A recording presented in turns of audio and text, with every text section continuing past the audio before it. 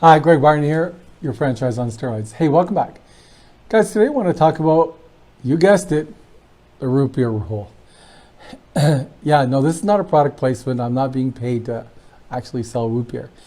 In my book, you'll see it's in chapter 11. It's called the root beer rule. So I want to explain it a little bit today, give you a sneak preview of what the heck the root beer rule is all about.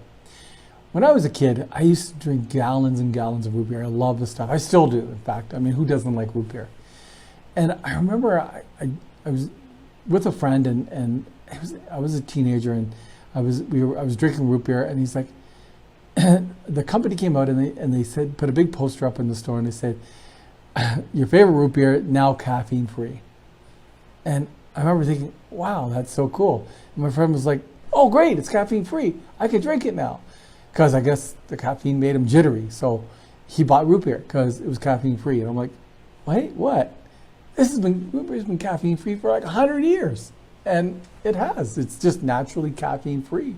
So it really stuck with me. And later on in life, I really remembered that root beer rule of, if there's something in your business, there's something that is naturally occurring in your business that you can promote, do it. Promote it, because just like with the root beer, it is naturally caffeine free, but it didn't come until basically caffeine came out, the health benefits of being caffeine free became a bit of a craze, that the company started bragging about it. It took them quite a long time to brag about it, but they finally bragged about that their root beer was caffeine free. And what I discovered in life is there's lots of things in businesses that you can look at and say, hey, I'm going to talk about this in my business. And I talk about some of these examples in my book, and I'm going to give you one of them. In my business, we were going through a difficult time. Just like, today in the world, we have the pandemic is impacting businesses around the world. There was another recession, not as bad as this one. We were going through another difficult time in my business. And I remember all the staff were coming in, and they were talking about their spouses being laid off, and they're talking about, they were concerned about paying their bills and paying their rent and paying their mortgage on their house. And they were genuinely concerned. It was quite a downturn in the economy. So at the time we had some foreign workers that we had brought in, not a lot, just a few, to top up the staff because we needed them.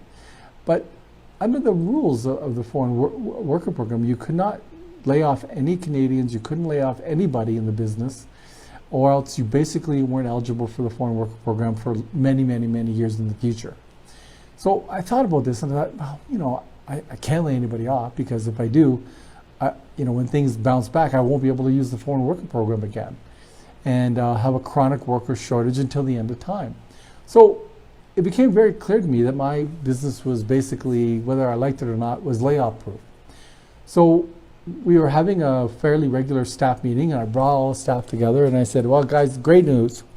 I got some good news and some bad news. I'm going to start with the bad news. The bad news is, because of the state of the economy, sales were flat. Unfortunately, we weren't going to be able to do any raises, this year. The good news is, I'm going to guarantee everybody in the business is going to get all the full-time staff are going to keep full-time employment, and no one's going to be laid off. Whether you're part-time or full-time, I guarantee no layoffs. Big standing ovation. I'm like, wow, great, this is phenomenal. They were happy because basically I could give them some job security. How was I going to do this? So I'm some sort of miracle worker? Not really. I knew through attrition, people leaving, some regular staff turnover, I could probably manage this downturn, and even if it turned into be a prolonged one. So, but I was also being prepared to do that no matter what, even if it meant a drop in profitability, a drop in sales. If I went to zero profits, I was prepared to do that. I was prepared to keep my word no matter what. And that was important to me. But more importantly, I knew, because of the foreign worker program, my business already was layoff free. So I just took something that was naturally occurring in my business, and I promoted it with the team, and I promoted it with the management team, and really took advantage of this opportunity that existed in my business. My business was like root beer. My business was layoff free. I couldn't lay people off, just like root beer is caffeine free naturally.